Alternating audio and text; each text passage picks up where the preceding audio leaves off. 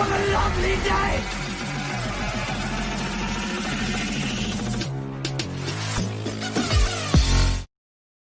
Welcome to Flat Earth Debate Uncut and After Show. I'm your host Nathan Oakley, and if you are new to this channel, or you've not done so already, then be sure to subscribe, hit the bell notification icon and join button if you'd like to become a Nathan Oakley 1980 channel member and keep up to date with the Flat Earth Debate. If you'd like to support the channel, there is a super chat that runs alongside each of these shows while they are premiering. There's also a PayPal, Patreon and crypto link in the info box below the video.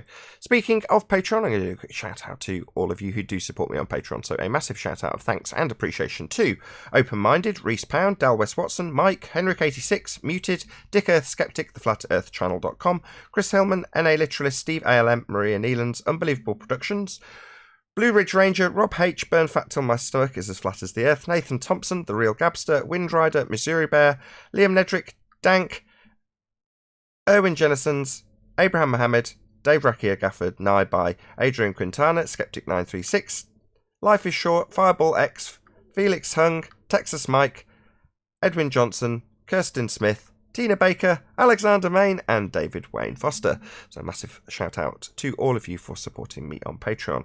Now we're joined by several people in Discord, so I'll raise the mic on them and let you enjoy their dulcet tones while I set up for today's live show. 0101-2020 Black Swan short. Very good. Yeah, that was your suggestion. Oh, it was epic. I'm listening to you, and it's just these people are so. I don't know if they'll ever get it. They're confusing what the black swan is to white swans. They're still stuck on that. The best part was when you kicked them out. All right. Spoken like a true New Yorker. How you doing?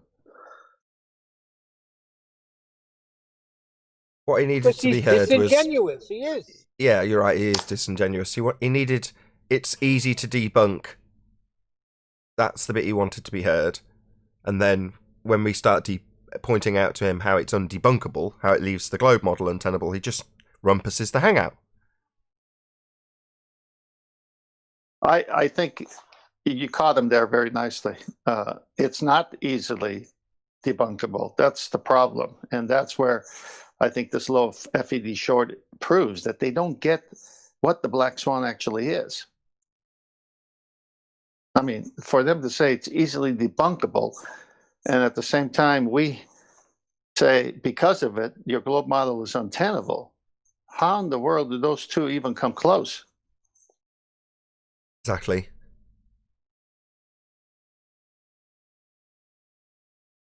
He's lucky I was working yesterday and I couldn't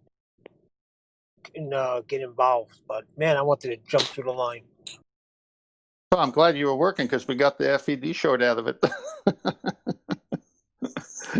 It was epic. No, if you dissect the thinking behind what he was saying, this is how the Globers think. You got lucky. Here, let me paraphrase. You got lucky to get that black swan. Every now and then, 1 in 1,000, I think he said exactly, if I'm not mistaken. 1 in 1,000. What do you think? There's a game of luck or chance? Do you realize you say we live on a sphere with a certain radius, and that's got physicality to it, and we should never get it. We should never get it. And we have it more than once. We have the National Geographic one, where the horizon's behind that little cardboard floating thing. We've got all others. If you recall, and I'm not saying this for my own purpose, I said to you, once I saw what the black swan was, I said, I bet if we go back to a lot of the things that we have photographs and videos, we're going to see that there were many, many black swans we missed because we were looking at how much of the object was being hidden. And we were talking about the effects of refraction and angular resolution and the deck. And we were focused on that. We were never focused like, where's the horizon in relationship to this?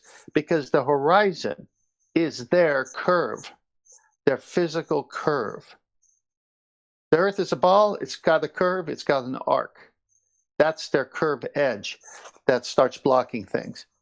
Once the black swan was nicely decoded by QE with the Motostolans, ball game over.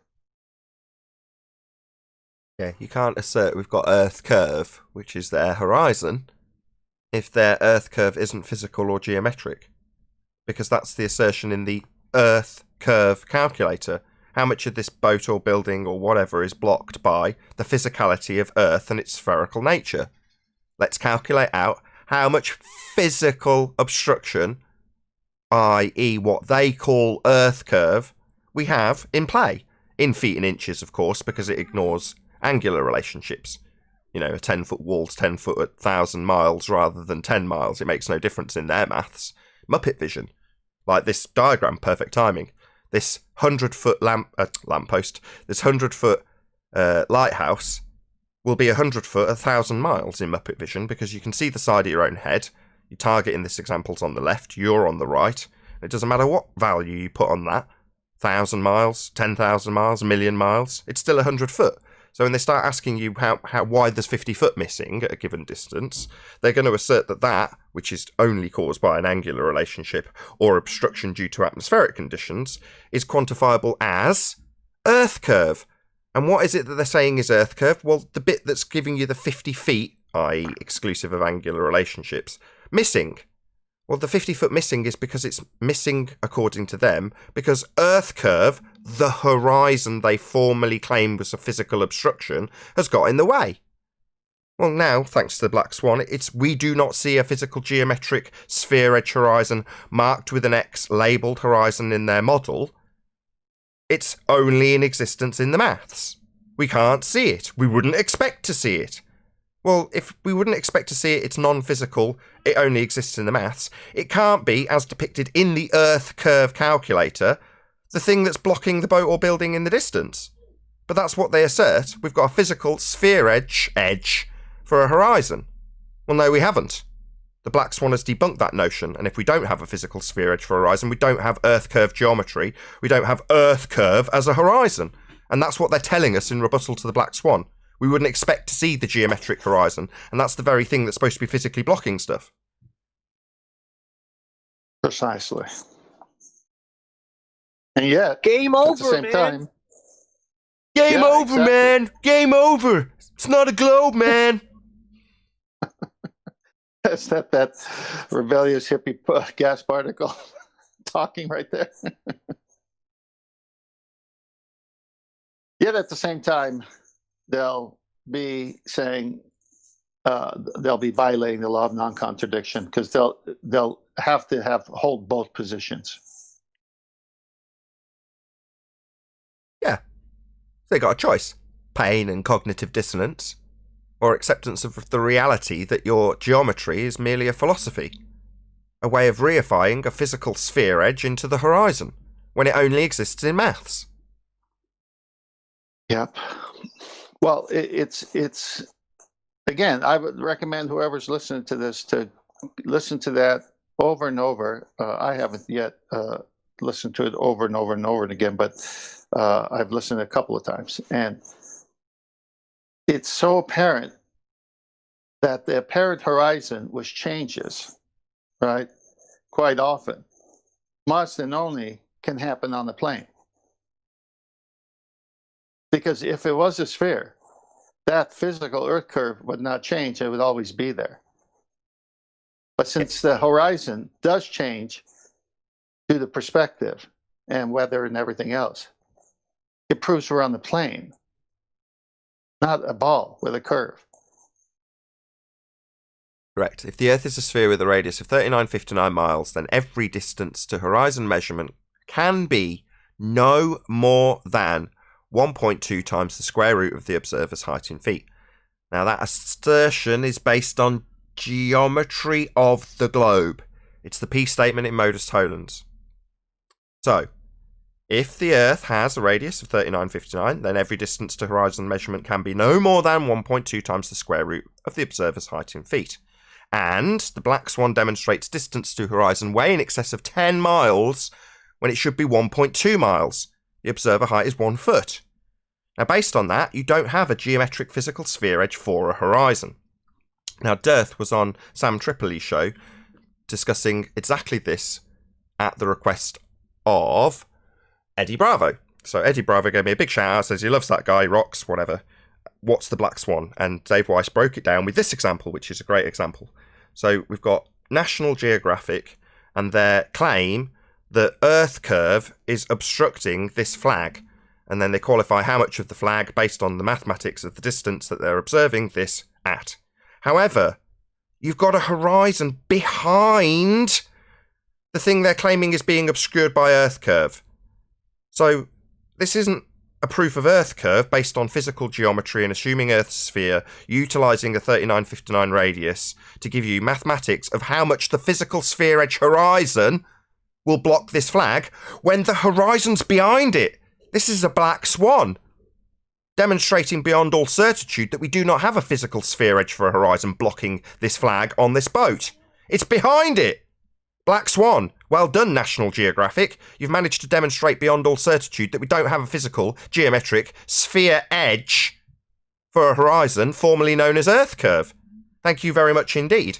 Thank you very much indeed, moreover, to Eddie Bravo for shouting me out on Sam Tripoli show. Again, second time he's done that. And as a direct result of it, gained about 200 subscribers. Woke up and like, why have I got 200 more subscribers? Hey, can't figure out why. And then Flatzoid let me know. He was like, have you seen this video? Eddie Bravo's ace. Say that again? Eddie Bravo is ace. Eddie Bravo is ace. Indeed he is. Oh, excellent. I'm happy that you got 200 more subscribers. Yeah. Big hello to everyone who's just subscribed. Yeah, you're going to come in for quite the ride here. Welcome, if I may say so, from the panel. Yeah, especially welcome if you're flat curious. Be prepared to watch your globe belief die. Can you imagine Yeah, Eddie Bravo and Tyson? Tyson will knock the ballers out. Eddie Bravo will choke him out. UFC Flat Earth team.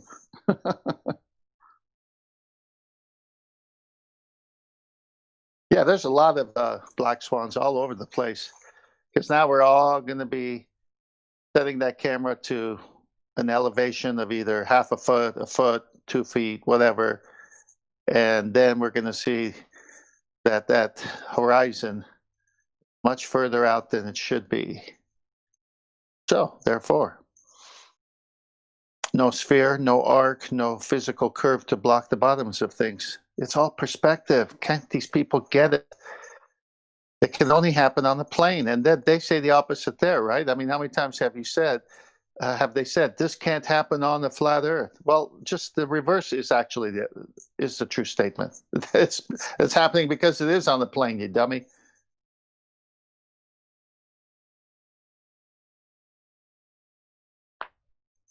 We're at nearly 8 months now coming up for people to actually start to understand the black swan, and it's about this time. I put this as my estimation. It'll take about 6 to 8 months for people to start understanding this fairly advanced flat earth argument.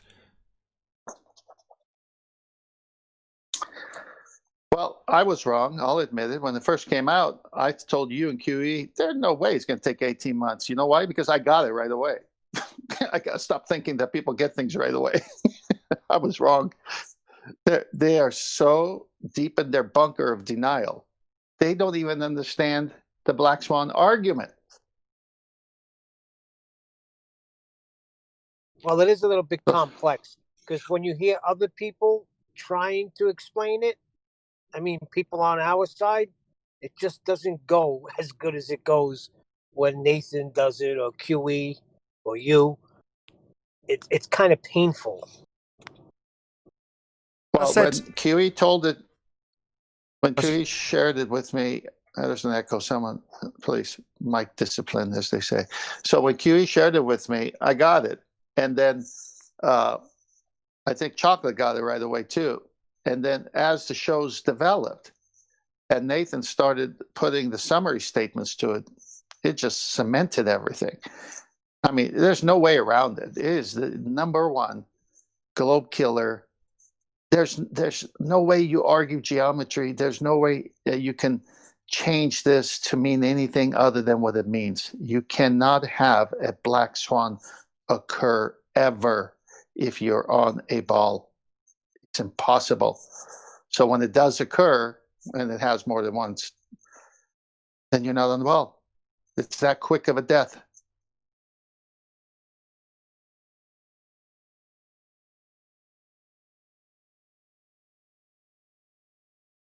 I'm going to say it was me on interrupting you.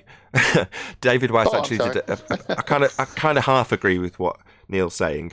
When I was listening to David Weiss explain it, he did an 80-20 job. Good enough. I'm not going to in any way criticize how he explained it. It was good enough. He got the broad strokes.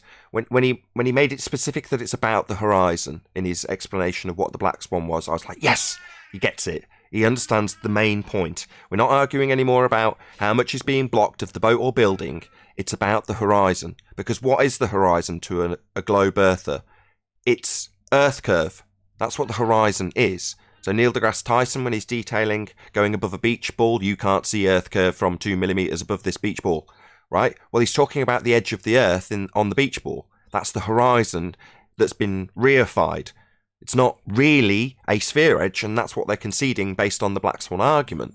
But at the point that DITRH is saying it's about the horizon beyond where the oil platforms are, and then he goes and explains exactly the same. His explanation using the National Geographic example was far better, if I'm honest. He just explained it based on exactly how I said it. I paraphrased what he said. You've got the flag, there it is. They're saying it's being blocked, and there you are with the horizon behind it. It's as simple as that. They're saying the horizon, Earth curve, is blocking the boat. Well, it's not. It's behind it.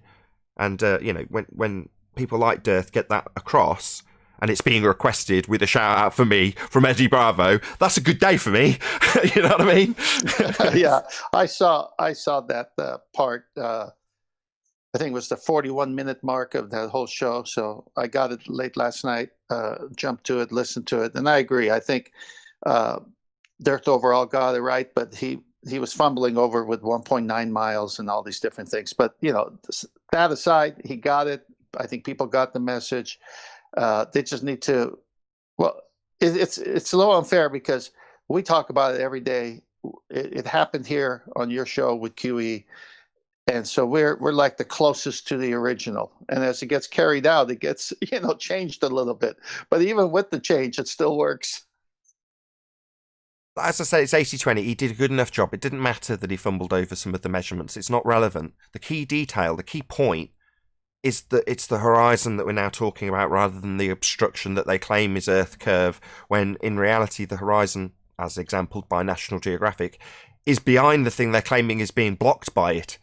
So it's absurd. And, so long as that's the point that's being made, which DITRH did an excellent job of. There's no criticism in that regard. He got the points across. He's not, like you say, he's not dealing with it day in, day out. But the fact that he knew the argument and was capable of getting it across on the spot when he wasn't expecting it is nothing but praiseworthy. You're like, yeah, good, you get it. You can get the argument across in the broad strokes. Yeah, you fumble a little bit around it. It doesn't matter. That's not relevant. It's not his duty to get the black swan formulated into modus tollens perfectly. I don't care. As long as you explain that the horizon's not blocking stuff and it's supposed to be a physical sphere edge, that's all I want. I'd be happy with less than he did. Yeah, that came through for sure. So no, shout out, good job. The fact that people are talking about it is good. Yeah, exactly. The fact that it's being talked about and it's being stressed that it's a very important piece of evidence, more by Eddie Bravo, but that for me is excellent. You're like, great, explain that this is something that's important, because for 8 straight months, well, just under 8 months, that's what we've been saying to people. This is important. Don't just stick your head in the sand if you're a globehead. Pay attention. This is going to destroy your worldview. If you're a flat earther, go and spread it, disseminate it to others, and Dearth's done that. So again, big shout out to Eddie Bravo and Dearth for doing precisely what was required. I just give the show number and I'll stick it in the chat and then highlight it when it's live. So it's #340 on Sam Tripoli's show. So it's the Tinfoil Hat with Sam Tripoli is the name of the YouTube channel, and the show is #340 Conspiracy Always Leads to Spirituality with Eddie Bravo, Joe Schilling, and David Weiss. So I'll put a link. I'll copy it now so that it's actually in the live stream, because I will mention it again when we go live in about 5 minutes. Yeah, so let's go back to what ballers don't get here. The globe is untenable now, as you've said many times. The curvature of the Earth is based on the radius. They've given us their radius. They can't backtrack from the radius. Towards the end of the clip, we were talking about that, because if they say as Mr. Sensible said, well, the best you've done is debunk Earth's radius. Well, that means that you're accepting, not us, but you ballers, that is, that the horizon is now about 10 miles out. It's actually further than that, but let's just go with 10 miles. Then that means the Earth radius went from 3,959 miles to 264,000 miles. I remember having Adam check that for me when I first saw that, one way of arguing it, and he verified it in the math. So they've been a taboo conspiracy. So who in the world thinks that the Earth one day is 3,959 radius, and the next day it changes to 264,000 mile radius? We're not dealing with the physical world if you think that. So since that doesn't happen, everything you see is happening on a plane due to perspective. That's why it's closer one day, further another day, nicer, clearer because the weather's better, colder, whatever. It all has to do with perspective. But one thing you can't deny, ballers, is that if we do live on a sphere and at a 1 foot observer height, that Earth curvature, which must be physical, must be no more than 1.22 miles out. And we're going to get a lot more than one black swan for that. Bye-bye, globe. When they tell kids your observer height for your average Joe at 6 foot, they say it's about 3 miles, right? Yeah, that's what I heard before. Right, well, that's telling you that the sphere edge, the physicality, that measurement, that derivative, is from an assertion that we've got a physical sphere edge for a horizon. That's why they place it at that distance. So when we say no more than 1.2 times the square root of the observer's height in feet, that's globe geometry. And when you were told as a kid your horizon's going to be at 3 miles for your average 6 foot man, that's why. Because they're basing it on physical globe geometry, the assertion that the horizon is the edge of a sphere called Earth curve.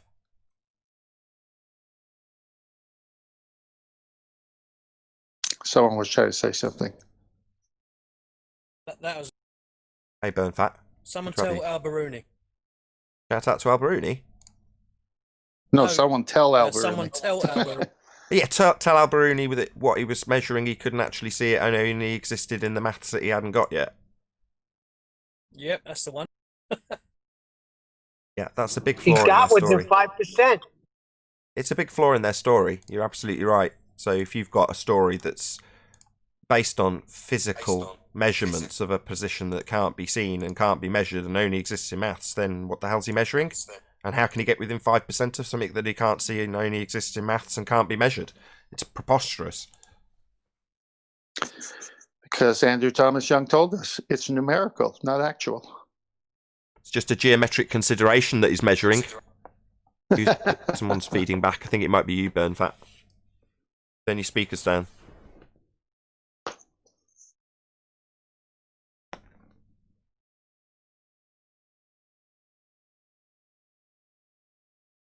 Yes, it's a devastating argument.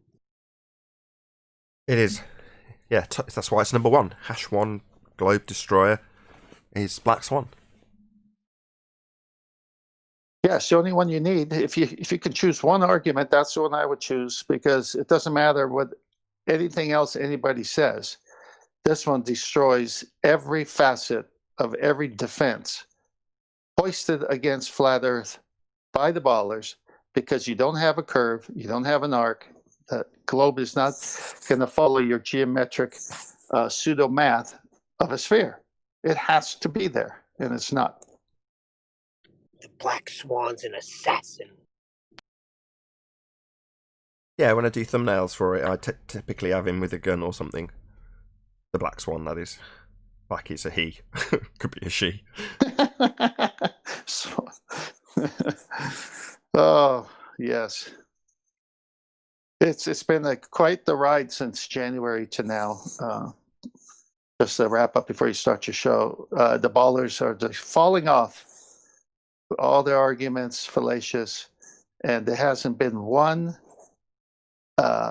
fortified attack from their side to destroy the black swan. It cannot be destroyed because, as you said, we're using their geometry. Yeah, they're falling off their edge. Yeah, the edge they used to challenge us to show them. Oh, right, flat earther, why aren't boats falling over the edge?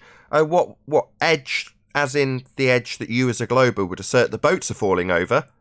The physical sphere edge formerly known as Earth curve that we're told we can't see, it can't be measured, and yet Al-Biruni's measuring it, and its physicality that doesn't exist and only exists in maths. Yeah, you've got a cluster screw for an edge. I don't know why you're asking me about an edge. I don't assert anything about edges. I know we don't have a sphere edge for a horizon, though. It's not physical. Only exists in your reified mathematics of a globe Earth.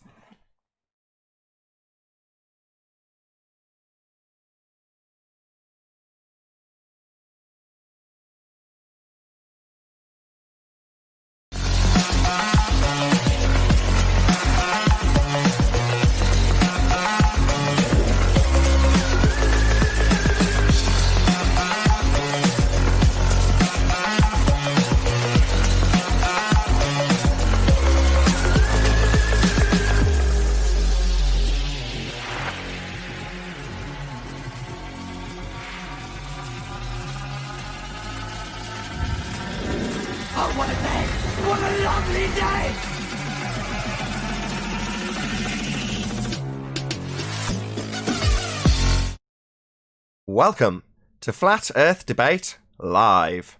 I'm your host Nathan Oakley, and if you are new to this channel, or you've not done so already, then be sure to subscribe, hit the bell notification icon and join button if you'd like to become a Nathan Oakley 1980 channel member and keep up to date with the Flat Earth Debate. If you'd like to support the channel, there is a super chat that runs alongside each of these shows while they are live. There's also a PayPal, Patreon and crypto link in the info box below the video. Most importantly, if you'd like to join the discussion, simply mute the page you are currently watching, then click the link in the info box below this video to join the panel and express your views on the nature of Earth. If you do join, please don't swear. If you do, you'll be ejected, and if you are, please don't try to rejoin the stream using sock accounts. You'll be warmly welcomed back on the next stream. Please also share the show on social media. Sharing the show obviously increases the live audience, but this in turn increases the chances of a more diverse panel, so please share the show on Facebook and Twitter. And one last time, if you're new to the channel or you've not done so already, then be sure to subscribe, hit the bell notification icon and join button to keep up to date with the Flat Earth Debate. Now we are joined by Paul Hall and 10th Man, together with Arwin in G+, and a whole bunch of people in Discord, so welcome one and all. Hello. Good afternoon. Good morning, everybody. Hello. Hello, welcome, welcome, welcome. Any evidence, as we've been discussing it for the vast majority of the pre-show, any evidence of a physical, geometric sphere-edge horizon formerly known as Earth curvature? Not since January Only 1, on- 2020. Only on Never. Al-Biruni's It was notepad. never there, 10th Man. Can you not, Well, I can you know not hear it's someone in never there, but it Discord? was Hello? highlighted on January 1, 2020. Hello. Hello? Can you hear him in Discord? Only on Al-Biruni's notepad. On his notepad. Yeah, only exists on paper, only exists in maths. So no sphere edge horizons, Earth curve and its assertion based on physical geometry, and the Earth curve mathematics that asserts the horizon is a physical obstruction for boats and buildings. No evidence of this, it only exists in maths. Also, I'm not sure though, but I don't think Al-Biruni had paper available. They were probably still writing on parchment. That's fascinating. I don't think that's any skin off his back. Yeah, I don't think that matters. But thank you, Owen. Very interesting. Any evidence of axial rotation of the Earth-based variety? No, they got that one wrong too. Absolutely. Just look at the stars. That's where it starts. Stars? But in fact, did you want to add something? Because you're causing feedback whenever you open your mic and leave it open. Did you say stars? How do they imply we're moving? Yes. Yes! How, I said. How? Well, they seem to turn over time. And then if we just imagine that they're like, I don't know, similar places like ours, very, very far away, then suddenly, yeah, you can reason out that you could how do you call that? Infer from that the Earth is the globe. Imagine, you say. Yeah. No, Okay. you don't. It's not imagination at that stage. It's beyond imagination. It's also utilising the R value, utilising that R value to assume Earth's a sphere, plot out the distances, assume Venus is the same size as Earth with the same radius value as Earth, so you can apply Kepler's third law of interplanetary motion to give you these vast distances that didn't come from imagination. They came from a whole load of reified mathematics and assumptions, i.e. Venus, a light in the sky, is the same size as Earth, giving you your vast distances. Did I bring any of that into the argument? No, but you should have done, as your devil's advocate. No, I don't draw math into it. No, we're talking about the globe model is really about the imagination, and the more you know, the more that gets in the way. So it's really about just that. So that's what I did. Okay, that's fair enough. Not taking math into account or like actual distances or how big things are, just like how it is, how you can imagine it to be rearranged. I see. And with that, a Earth spin. So can you imagine your Earth motion, or do you actually sense it? I don't know. I would have to calculate it, and I'm not going to do that. Calculate what? He's asking what you can calculate in terms of your feelings of some sort of inertia. I don't know. The stars seem to be turning very, very slowly. Well, the stars, around us. So if we then, equivocate that to the Earth turning around the stars, then that's going to also be very slowly. So I wouldn't imagine that if I would have trouble picking the rotation of the stars up with my eyes, that I would actually feel it with my body if the Earth was the one rotating. Well, what if you hover in the helicopter and just let the Earth rotate? No. Hold on. No, 10th man. Hold on. I've heard somebody say that the atmosphere moves in lockstep with the Earth. Hello. No. Let's not go into a Coriolis effect. He's not used that yet, 10th man. He's saying the stars, and he's relating the movement of the stars to an assumption that it's not them that are moving, it's actually us. And he's gone on to qualify that the movement would be slow. That's what he said. Well, let's just stick with what he's actually asserting. So, no, you're describing an angular, a rotational velocity, an angular speed, right? Well, that's got nothing to do with the actual speed that you'd be travelling on this presupposed sphere that's turning. That wouldn't be measured in RPM revolutions, or RPH, or RPD, or whatever you want to revolutions per. It's measured in miles per hour. So your edge velocity, the rim velocity at the equator, is over 1,000 miles an hour. What? Angular? That sounds like math. I don't get it. Yeah, don't play dumb. We're talking about speed, right? No, you're not talking about speed. I'm correcting you because you're saying it's very slow, because if you describe it angular, like 15 degrees an hour, sounds pretty slow, right? At the equator, however, your edge velocity at the equator is in excess of 1,000 miles per hour. But the globers, or in this case the devil's advocate known as Arwin, who's doing a very good job, will conflate RPM, i.e. a revolution rating, with an actual speed, which is mph. Well, the two make it sound slow when it's actually really fast based on their nonsense. So travelling at a great speed, miles per hour, is seeming slow if you describe it in an angular revolution. 15 degrees an hour, that's really slow. No, it isn't.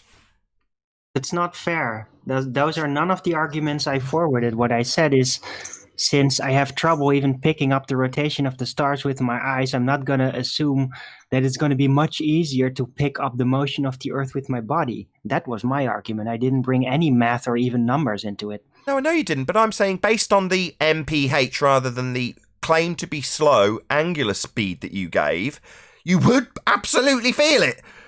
Going 1,000 miles an hour at the equator, it's absolutely absurd. But to make it seem slow, you give it in an angle. Well, it's only 15 degrees now. That's really slow. No. I would know, man. I don't. When you're on a train going 150 miles an hour, do you feel it? Yeah. Well, so if you stand up, you get thrown to the back. Yeah. I've been on the train. I feel it. What's your point? Well, can you walk forwards over 150 miles an hour to counteract the speed? Counteract the speed? Why would you want to counteract the speed? I don't understand the relevance of this. If you're What's the going point? forwards at 150 miles an hour on a train, What's this proving or disproving? You. What's it proving Well, or if it's a disproving? constant speed, you don't feel it. Yeah, we've heard that 3 times. So what's this proving or disproving again? Well, you're saying that you'd feel going 1,000 miles an hour at the Yeah, equator. you do. Yeah, but you would. wouldn't because it's a constant. Sorry, you've just said, would you feel it on a train? And I said, yeah. And you're going, well, no, you wouldn't. Feel 150 Yes. miles an hour. Are we going to go through this a 4th time? Yeah, you would. You Are would. you going to go through it a 4th feel time? The vibration. 4th time? 4th assertion of the same thing that we've disagreed with and you've just decided to ignore that? Yeah, you'd feel it.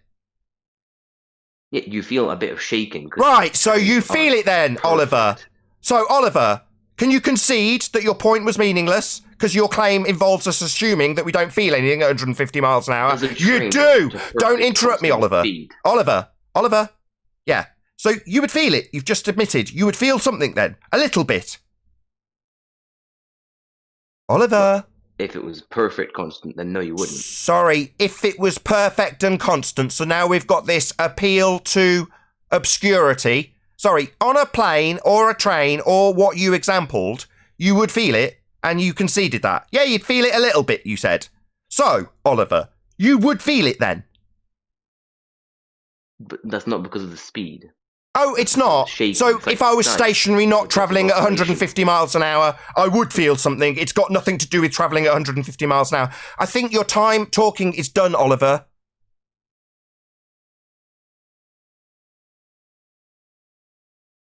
Yeah, you didn't have a point, mate. No, he And didn't. they He just hand waved ignored it it. right away after we told him we do feel it. Yeah, and then he conceded. We'd feel it a little bit. Yeah, that's kind of our point, mate. 1,000 miles an hour as opposed to 150 mile an hour train that's hurtling like a waltzer through space, changing its direction. You'd feel that. It doesn't change direction. Oh, does it not? No. Oh, really? It has an orbital path and it follows it. Oh, really? So we're not travelling in multiple orbital paths? There's one basic one. Sorry, is that a... every year. Is that a... No, we are absolutely only having one orbital path, therefore no direction changes. Or is that a... the basic one, meaning, yeah, there's others, Oliver? There are others, but there's one. So there are multiple orbital trajectories which would give you changes in direction, Oliver. Not great enough to feel. Sorry, it's back to, yeah, there is changes in direction completely contrary to my nonsense that I asserted, but we're not going to feel them. So 2nd time in a row, Oliver. Nonsense, Oliver. You're going to concede your nonsense twice in a row. You've behaved like a bonehead, and now you're talking through me while I'm telling you off. So no, Oliver, I'm telling you off. You've asserted nonsense twice in a row. No, yeah, you'd feel these directional changes because we've got multiple Your claimed screams are orbits and now nonsense. you're We've talking heard through me it. again. Is it that you don't like being told off and having your nonsense corrected by a flat earther? Is that why you feel the need to talk to me while I correct you for the 3rd time as you talk through me? That's twice in Nobody a needs to row correct you. and now you're talking through me again. It seems you don't want to tolerate your complete horseshit being corrected, Oliver. Why are you displaying this complete lack of humility?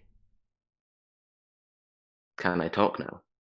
You can talk when I ask you something.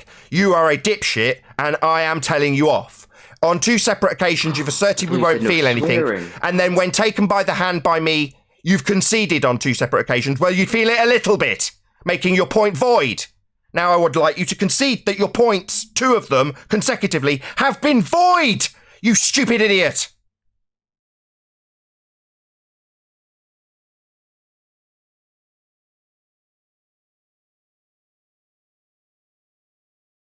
You may speak.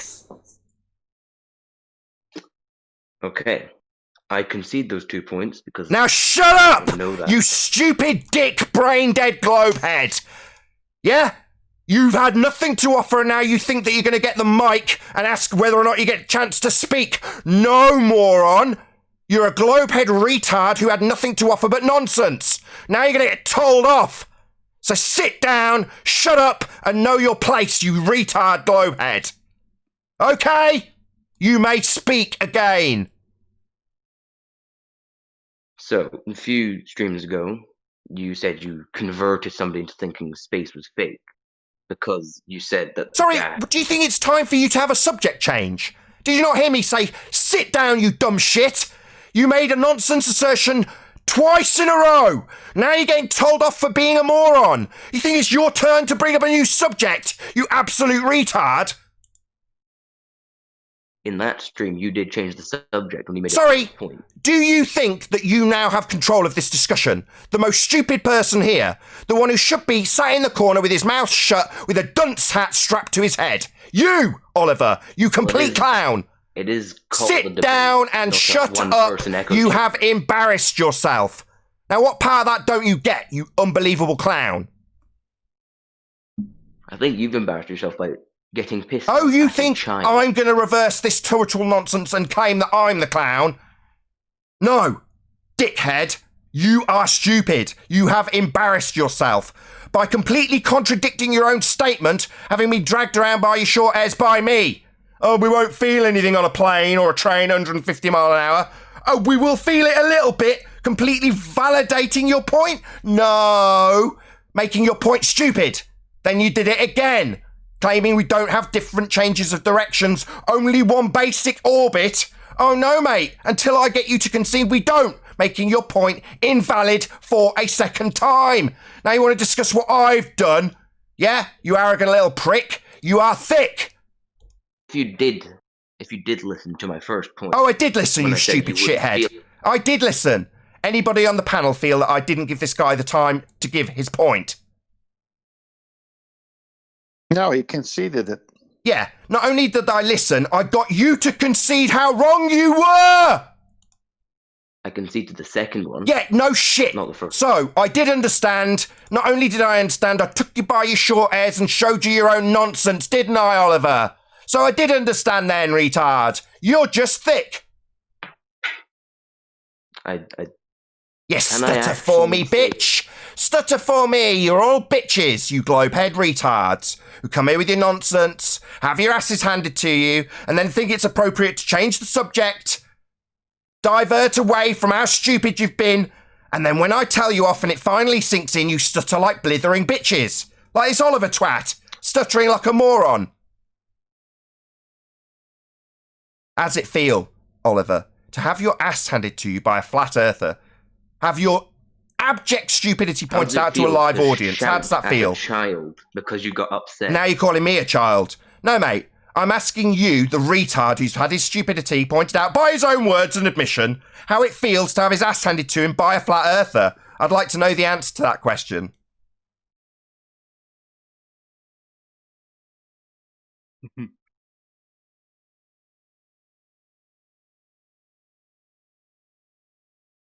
How does it feel to have your ass handed to you and your demonstration of stupidity being pointed out to you multiple times by a flat earther, Oliver? You stupid retard. Not me being childish, you being moronic. How's that feel? No, I didn't call you a child. I said I'm calling you a retard. Shouted at me. Calling you a retard, Oliver, and I'm asking how it feels to have your abject stupidity pointed out by a flat earther. Well, I would say the same to you. You haven't pointed out any stupidity on my part. It's only you that's demonstrated because you stupidity. wouldn't let I'm the one me. who's pointed it out, and I'm asking how it feels to have your abject stupidity pointed out by a flat earther. Yeah, because you wouldn't let me point out your stupidity. What stupidity? There isn't any. There's only you making a claim that was nonsense and me You pointing it said out, then you conceding it That by your gas own admission. diffusion is the same. as Now you're any talking through me. stupidity. Again, no humility, talking through me while I point out I haven't demonstrated any stupidity. I've pointed out yours on 2 separate occasions, and you've conceded it twice with One. your own admission and your own words. That's you, not me, being Conceded the stupid. Second point.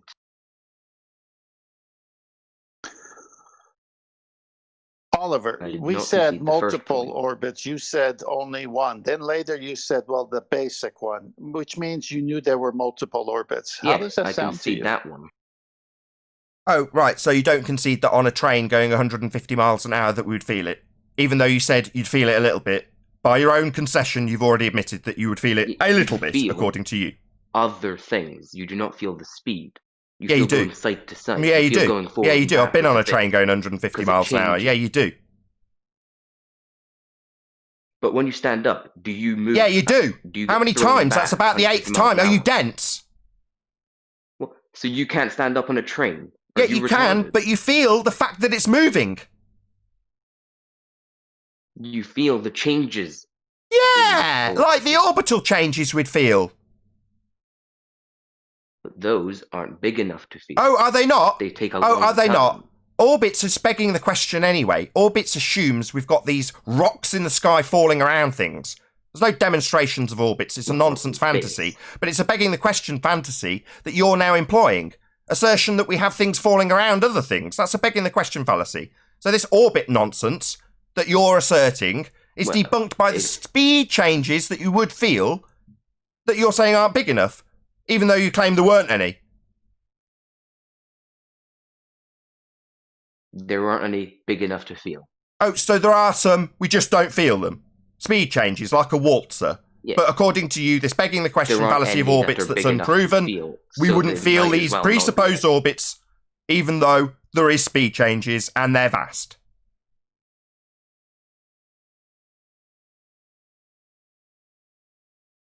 So, back to how does it feel, having your ass handed to you by a flat earther for your abject stupidity and nonsense based on a begging the question fallacy of orbits?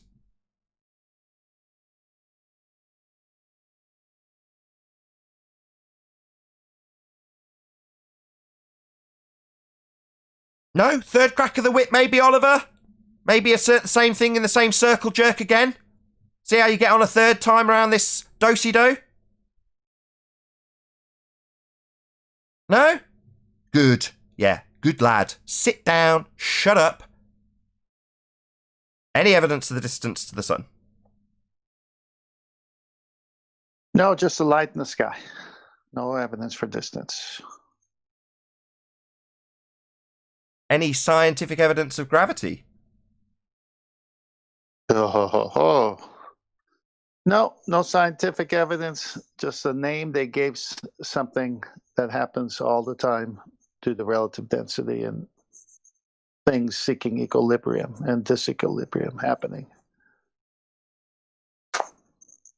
Any single viable hypothesis from any of the fields of astronomy, cosmology, or astrophysics? Well, I guess I have to make a trifecta here. No, impossible. They can only observe something, but they can't manipulate the independent variable to any of the things that they observe. Any evidence of a self-perpetuating molten iron core at the centre of a presupposed spherical Earth? Sure. I saw it somewhere in a picture. It's in a book somewhere. Got a great still of one. P waves and S waves, right? You got it. That was the one. P waves and S waves, right, Arwin? You still don't know what they are, but yeah. That doesn't matter. You don't need to.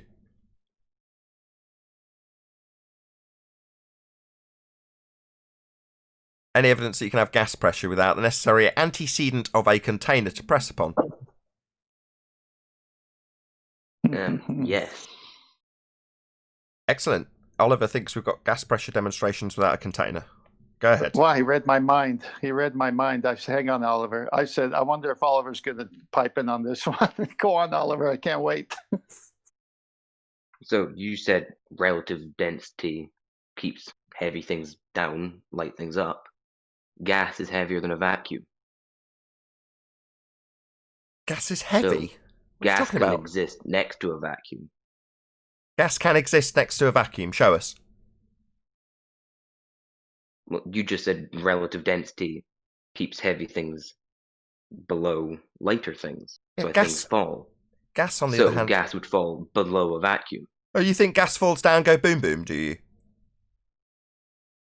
What? You hear me? You think gas falls down, go boom boom? Well, gas has weight just like everything else does. Gas has weight, does it? So gas falls down in a vacuum, going boom boom. You have to sweep it up in the vacuum chamber, right?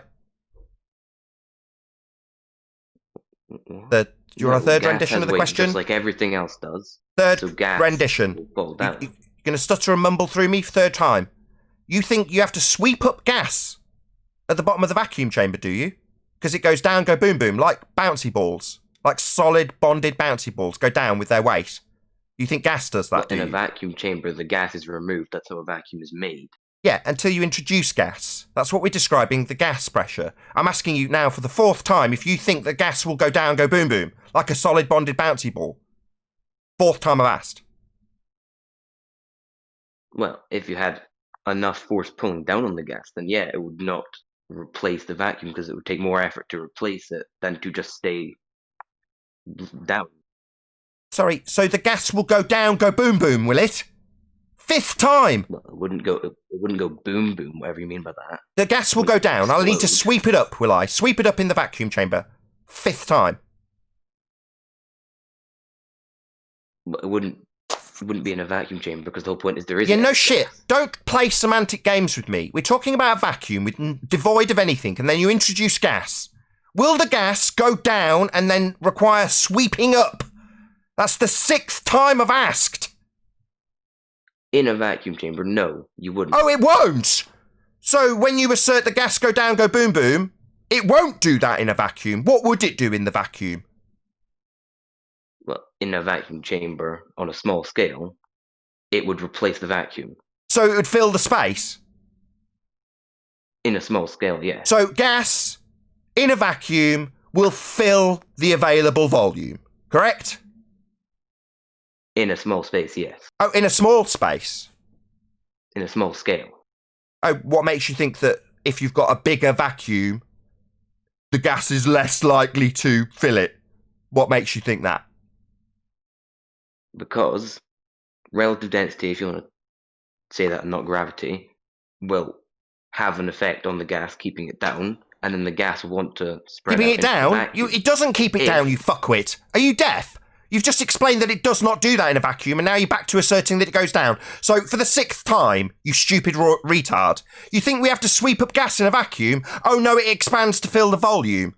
Unless I assert that it goes down, go boom boom. So you're back to asserting it goes down. It does not. Why have you reasserted that? I've just had to spend 5 times and now 6 repetitions that it does. Shut up! Why have I had to explain to you 6 times that gas does not require sweeping up in a vacuum chamber? You've also conceded that it will fill the volume, and then you're saying on the small scale. Now, I'm saying if you've got a more potent vacuum, something with less in it, then why would that be less likely to have gas want to fill it? That's preposterous. Because the effect of the planet pulling down. No, we're not talking about planets. Don't beg the question. We're not talking about planets. In a vacuum chamber. Don't talk about planets. Chamber, yes. Hello? I asked you about a differential in vacuum. Now you're talking about planets. Don't beg the question. Just answer my question. Why would a quote-unquote stronger vacuum not have gas want to fill it? That's what you're saying. Back to, on a big scale, gas go down, go boom boom. That's what you're saying. No. On a bigger scale, it will still fill the available volume. I want you to concede that before we move on. Not move on to begging the question of planets. If there's more of an effect pulling it down... It's not pulling it down! Are you deaf? Are you retarded? It's not needing sweeping up, you stupid idiot! So why do things fall? Sorry, gas does not fall down, go boom boom, and need sweeping up. Are you thick? Have you seen a don't ask me what I've seen. Concede your stupid, retarded statement. Gas will not require sweeping up because it's going down, you stupid idiot. That's not what gas does. It's not going down. If there's enough force holding it down. Sorry, if there's enough force? What force? There is no force. There's only the gas expanding to fill the volume. When I talk, why are you talking? The gas fills... And there he goes again. The gas is going to fill the availability of volume. Now, if you've got a greater vacuum, then that effect isn't diminished at all. Now, you're saying on a bigger scale, it'll go down. Gas does not go down in a vacuum, go boom boom, and need sweeping up. You've already conceded that, but only at a small scale. And now you're asserting that gas will fall down in a bigger vacuum. That's horse shit, you stupid retard. Do you think gas... Don't ask me something! Concede that gas doesn't need sweeping up first. If there's not enough to hold it down, then yeah, it doesn't need sweeping up. If there's not enough pulling down, Gas never goes down. It expands in all directions. Gas never goes down. Yeah, it expands. It doesn't exclusively have a downward vector. Have you seen any heavy... It does not have an exclusively downward vector. No, gas doesn't go down. It expands in all directions. You retard clown. Gas has weight? So we're back to saying it goes down, go boom boom. 7 times. So we'd need to sweep it up in a vacuum. And what if it's a more powerful vacuum? We're more likely to need to sweep it up. No. No! You stupid shithead retard globe moron. That's right, no! Gas expands to fill the availability of volume it has. So no! I ask again. How does it feel to be teabagged by a flat earther? If you want an echo chamber... Not go down, go boom boom. Because clearly you don't actually want a debate. You want to... Sorry, this is a debate. A debate you've just lost. Don't need sweeping up. Conceded. No. Right, moron globehead being teabagged by a flat earther? You're going to claim this isn't a debate because you've lost? What a pathetic moron. No, you've just lost. Gas doesn't go down, go boom boom like bouncy balls. You a thunderfoot clown? You think gas goes down, go boom boom? I can debunk that shit with a helium balloon, you moron. Gas doesn't need sweeping up in a vacuum chamber. And increasing the scale doesn't mean it's more likely to be swept up at the end. No, you're just retarded. With a globe faith, being teabagged repeatedly by a flat earther. It's not an echo chamber. Definitely a debate you've had with me. You've just lost. This is not a debate. Oh, no, it is. You've just lost. But you can claim that it's not a debate because you've had your ass handed to you with your gas go down, go boom, boom, like Thunderfoot Clown asserted. Retarded. Entropy, mate. Gas will expand in all directions. Like you explained when I asked if it needs sweeping up in a more powerful vacuum. Response from the moron globehead, no. This is a debate you just lost. No, I didn't. Oh, so it's now on to denial. Yeah, you did, mate. This is me repeatedly teabagging with your stupid assertion that gas goes down and needs sweeping up in a really powerful vacuum. It doesn't. However, if the sky was a vacuum, claimed to be outer space, a vacuum, the most powerful vacuum known, outer space, 10 to the minus 17 torr by the claim of globehead retards who think that gas goes down, go boom boom. It doesn't. It fills the availability of space it has to fill. And space, the sky vacuum, is a space for gas to fill. And fill it must. It's a law of nature. It's called entropy. The gas will fill the space. Bring it down. You're saying it goes down, go boom boom again? Understand that. So you're saying I don't understand? Yeah, do you not understand that gas has a weight just like every... Sorry, gas doesn't go down, go boom boom. It's back to asserting the same shit in the same circle. So we've got a clown with no humility that needs to go round in the same circle because his cognitive dissonance has kicked in. No, mate. I'm teabagging your stupid ass. It's not time to assert that gas goes down, go boom boom again because you claim it's got weight. When you say weight, you are invoking gravity, a single vector of down. Gas expands in all directions, clown show, as conceded by you clown moron. Is gas denser than a vacuum? Do you think that or not? Is gas what in a vacuum? Expanding to fill it all? Yeah, it is. Denser than a vacuum? The vacuum doesn't have anything you can measure in terms of density. It's the lack of stuff, you clown. So you've got another non sequitur, and you're not going to concede that your space sky vacuum's fake because gas is going to fill it by way of entropy. We're on to a new non sequitur, Ari Clown Show. No, just because you've had your ass handed to you. What are you going to tell me at the end of this non sequitur that this isn't a debate? It's not a fair debate because you just keep... What, because you're losing? It's not fair? Yeah. Bleat for me, you fundy fuck. Bleat how unfair it is to be beaten by a flat earther. Bleat how unfair it is while you gag on my bollocks. Yeah, chuckle for me, fundy fuck. You're being teabagged by me. Not fair? No, just losing. Sky is not a vacuum. Natural law, entropy dictates the gas will fill the space. That's not fucking Not fucking entropy? Yeah, it is. It's a natural law. Look it up, clown show. gas diffusion. It's gas diffusion. Sorry, spouting out word salad's not going to help you, mate. Gas is going to fill the availability of volume it has. It's called entropy. No, it's called diffusion of gases. Oh, really? Show me the diffusion of gas law. Diffusion occurs when gas molecules... Don't tell me! Got a citation for the diffusion of gas law. Go. Cite it now. What? What? The shit you just made up, you lying fuck. What? Diffusion of gas law. Go get it. Citation, moron. Now. What? What are they... Stutter for me, clown show bitch. Oh, I love it when they stutter. Oh, yeah.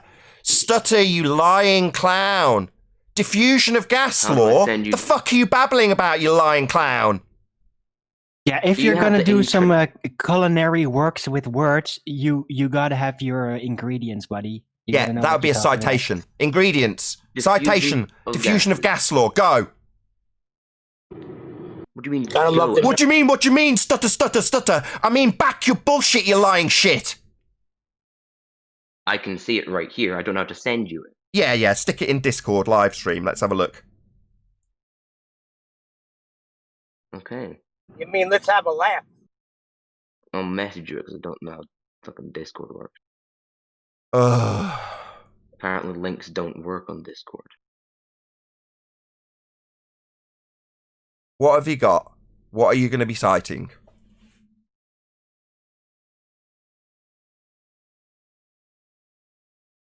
Hello? What have you got? Tell us what you've got. I sent you a message. I don't care about the technicalities of the communication method. Tell me what your citation is. Thomas Graham in 1848. Graham's law of diffusion. Graham's law of diffusion. Yeah, let's have a look. Effusion with an E. Infusion? No, effusion. Effusion? E-F-F. Yeah. And the law is?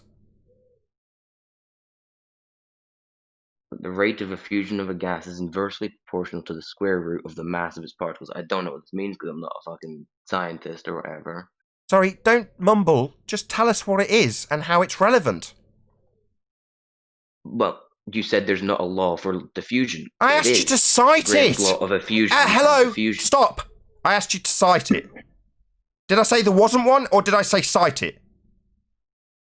Well, I sent you a message. Right, so now you're going to tell me how it's relevant. You said there isn't a law of diffusion. And I'm saying... Are you going to tell me how this is relevant? You asked, or you said... You claimed the law of diffusion backs your point, so are you going to tell us how it backs your claims, or not? Well... No, I was just correcting. No, so it's just random word salad. Just random word salad, then. So he made up something that sounded good and sciencey. Yeah. No, I was saying he was wrong, which he is. And if he's wrong about this, he could be wrong about Sorry, all wrong matters. about whether or not we have a law that's not applicable.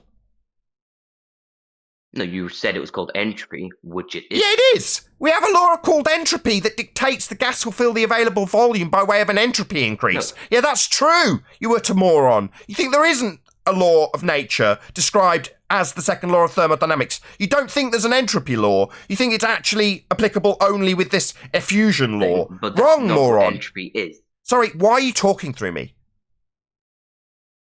Why do you keep talking over me? I'm the fucking host. I'll do as I damn well please. Yeah, I run this show, you clown. That doesn't sound... So how is effusion relevant? I never said it was. I never... Yeah, well, you brought it up. Not relevant. You brought it up, you complete clown. You were wrong. Sorry, I went around claiming there is no law of effusion. I just randomly said that shit, did I? And you thought you'd debunk it by showing it me? Or did you bring this up? Law of diffusion. Yeah, so you brought it up then? Yeah, I brought it up to correct. But what's it relevant to? You're saying it's not entropy, it's this law instead that you don't know? I never said it was relevant. You said it wasn't entropy, it's the effusion law! Are you retarded? Are you genuinely not capable of keeping up with your own nonsense? Are you not capable of... Are you not capable of keeping up with your own nonsense? You brought this up and are now telling us how non-relevant it is. I'm saying it's relevant to the fact you're wrong. What? Wrong about whether or not you could cite it? It's not relevant! No, you said it didn't exist. So, it exists. I concede. Now tell us how it's relevant. I said it wasn't. It's not Are you relevant. trying to pull a Roger MC on him? Bring it up for that, you stupid asshole! Yeah, total asshole. Meanwhile, the sky is not a vacuum. Outer space is fake. If the sky was a vacuum, then the gas we breathe would fill the space. The process is called entropy. It's described by way of the second law of thermodynamics. The gas will fill the space. Simple. Nathan, go to Master B. I put a description of what this guy's talking about, effusion versus diffusion. It's very interesting. Heads up. All right, as you can see, it's from thought.co. What is the difference between diffusion and effusion? The first thing by Todd Helmenstein. When a volume of gas is released from one smaller area to another larger area with less pressure, the gas either diffuses or effuses into the container. The primary difference between diffusion and effusion is the barrier, which filters the gas as it moves between two volumes. All right. So would space... It's over. 10th, would a space be considered space? Is space a space? A volume for gas to fill? Yes, it would be a volume for gas to fill. So these effects of entropy, colligative effects, diffusion, effusion, these are all effects of entropy. We didn't get there. This clown show didn't know what the hell he was quoting. Yeah, but this effusion, diffusion example is with two barriers. Yeah, but those processes, all of those processes involve an increase in entropy. That's what they are. Now, this moron didn't even know what he was citing. You realise these are describing entropy increase, right? Oliver. I never said I knew it. I'm not saying you said it, you stupid shithead. Clearly you didn't understand, you fucking retard. Yeah, I'm now pointing it out to you politely, you stupid shithead. These are described with entropy increase. Entropy is the second law of thermodynamics. We never got there. I didn't even get to lead you there because you didn't even know what you were citing, you stupid clown.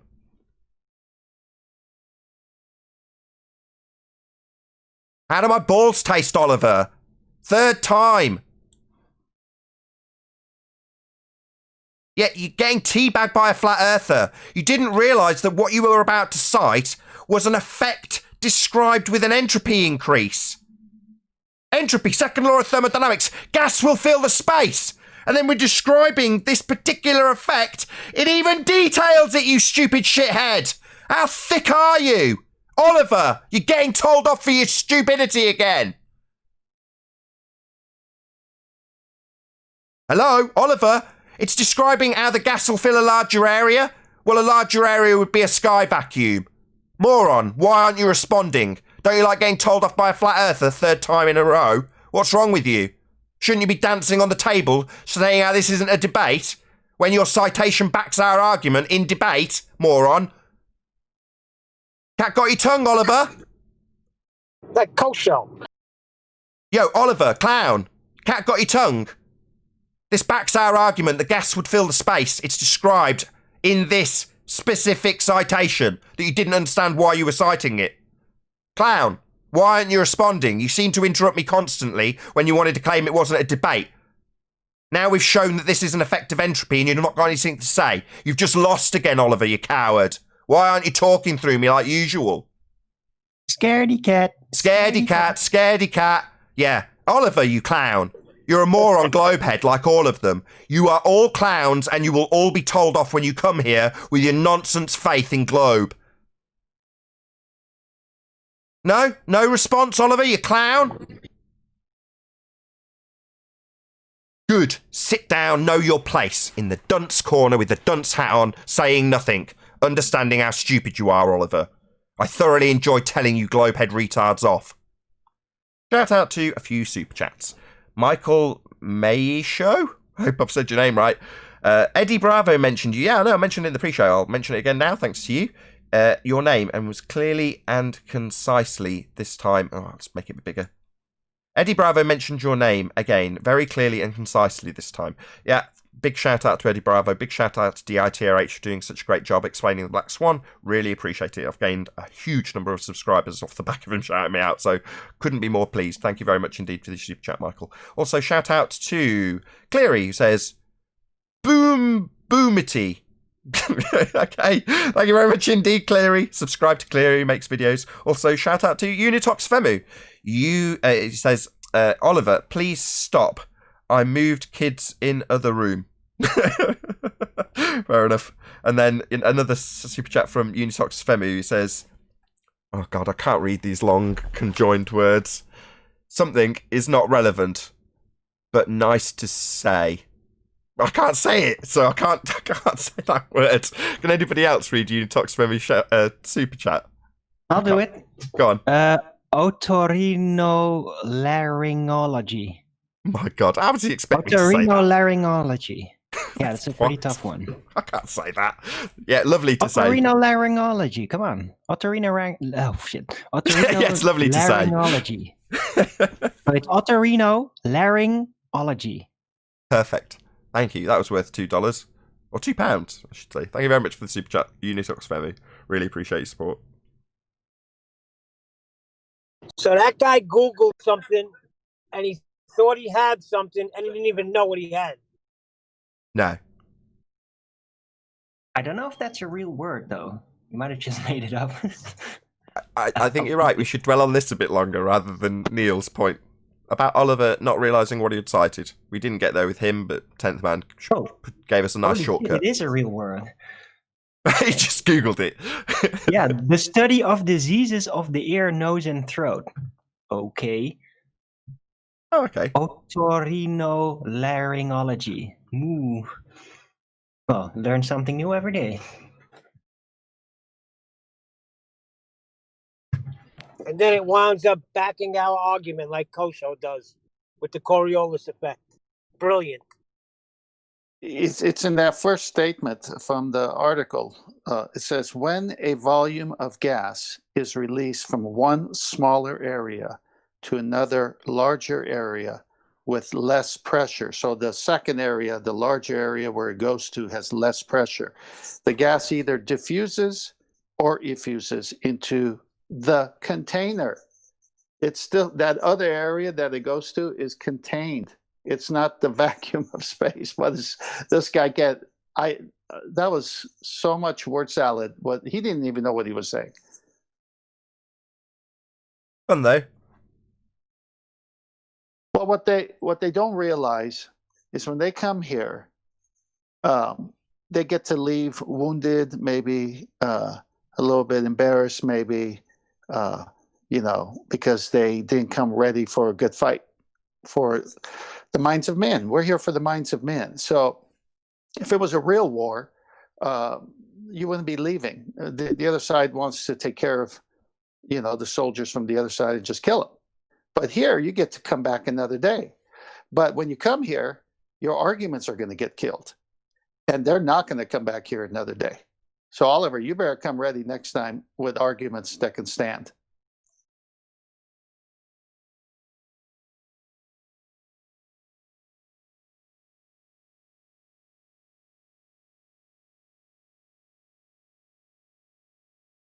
Did we do R value already? Did we cover the R value? Any evidence of R, Earth radius?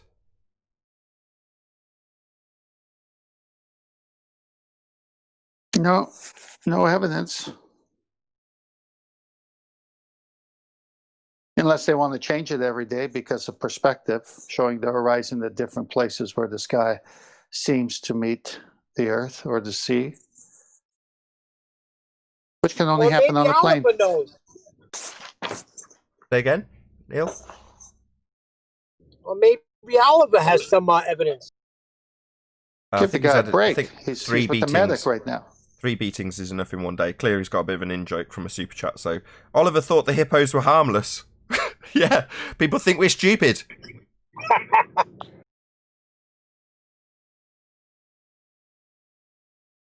Oh, look how cute those hippos are. Oh, dumb hippos. Oh, oh no!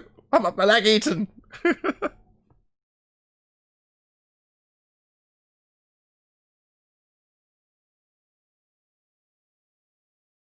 I think that's it then. Yeah, that completes, that jungle ride at Disney was dangerous after all. Well, the jungle is a dangerous place. Anyway.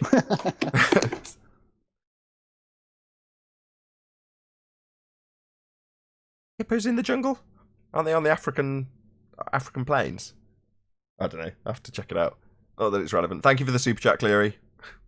No, there's a ride at Disneyland here in California, the jungle ride, and it takes you through all parts of the African plain, the rivers, the lake, and then you're going by, because you're on the boat as you go through this ride, and these hippos pop out of the water. Hello to all the newbies who've joined. A whole bunch of new people in Discord. Hello.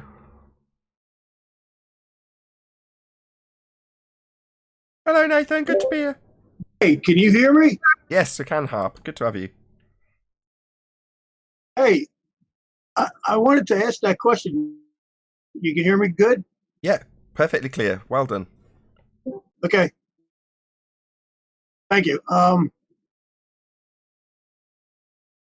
I was asking you before in the chat about how Chocolate came up with that 264,000 for the new radius, the Black Swan radius. You know what I'm saying, right? Yeah. Orbital path of the moon in their heliocentric model would be the new equator. It's actually bigger than that, but that's how I qualify it. Yeah. Chocolate, now, are you there? Is he there? Is he here? No, he's not here. It's based on their. If you do the mathematical extraction in the P statement of the modus-tollens argument, if the Earth is a sphere with a radius of 3959, then every distance to horizon measurement can be no more than 1.2 times the square root of the observer's height in feet. Well, if you back calculate how far the horizon is and what that would give you in terms of a radius value, that's where you get that value from. So how big is the sphere if the horizon is still physical and geometric and in the position in the Black Swan image? Well, that gives you the orbital path of the moon in the heliocentric model as the new equator. So, but he said the radius is 264,000 miles. So how can that possibly be if your horizon is now, what are you saying, like 10 times further? Yeah. In that picture, in that particular How can it be? picture, I know it can't, but different pictures. It can't so be. If you're multiplying by 10, how do you? If you're multiplying by 10, how do you come up with 264,000 for the new radius? I don't know. I'll ask Adam. He's the one who did the maths for us, as did Taboo Conspiracy. To be perfectly frank, I've not looked into the maths in enough detail to rattle it off the top of my head, but I can certainly run it by Adam, and he can certainly put the maths up. He's had it up on several occasions. How much attention I've paid to it when it's on screen is a different matter. But yeah, there's certainly Taboo and Adam can qualify it in terms of the mathematics. Go to Master B. I just put it up. Oh, okay. Well, there you go. We'll have it for the audience in a second. Is it you that I have did no this? idea what I'm doing in here. It's a joke. That's the whole thing. Okay, it's on screen, 10th. Is it your equation? No, I called Adam and I said, Adam, I don't know how to do this. Can you do this to verify what Taboo Conspiracy did on his video, where he did do it and show it? And I didn't want to come out with it until I had a second opinion or verification of it. So Adam took and scribbled it on this notepad of his, as you can see, 2 pages. And he came up with 263,991 miles. There's the maths for those of you who want it. Again, I'm not really looking at Yeah, it. see, that I'm doing doesn't make something else. I should be looking at it in detail. I'm Doesn't not. make any sense to me. Well, that's why it's not real. That's the whole point. Yeah, it's only It doesn't make any sense if you're multiplying by 10. If you're multiplying by 10, 3959 is 39,590. It's that simple. How do you? That's not how you. That's not how you get no. the. That's not how you derive the R value. No. That's not how you do the measurements to derive R. The fact that the horizon's 10 times further than it should be doesn't mean that the maths to calculate radius would be just timesing by 10. It's not that simple. Oh, okay. I wanted to get clear. I thought it was just a simple multiplication of 10. No, Sorry. that's okay. We've got the maths on screen. Like I say, if you want to see it, you'll have to go to the live stream. It's actually on screen for the live audience. Hello, Quantum Eraser. Didn't see you. I've got Skype over the I'm Hangout. looking at it. Hey, what's up? Yeah, it's a derivation from Pythagorean formula. I did it a long time ago. Basically, what Alberuni did. That's how he's doing it, but based on the distance to horizon being what we'd see in the Black Swan, rather than what Alberuni saw up his mountain when he's measuring a physical edge. So Adam's just gone, oh, right, so, well, to be a conspiracy originally, has gone, oh, right, so it's a physical edge then. Well, let's do the same maths for the physical edge in the Black Swan and see what we come up with. Oh, what do you know? It's the distance to the moon for our radius.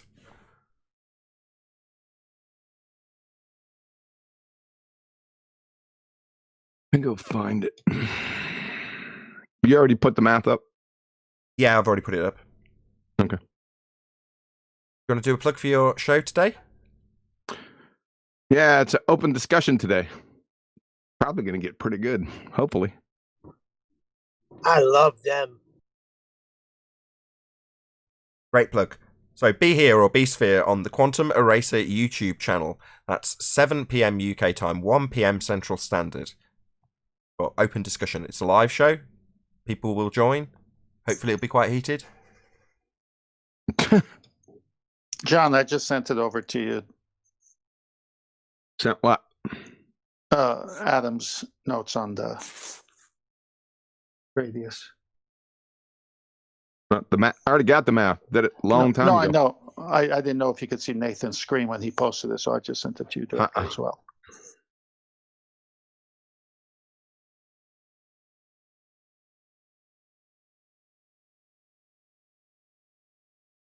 Yeah, I already know you know it.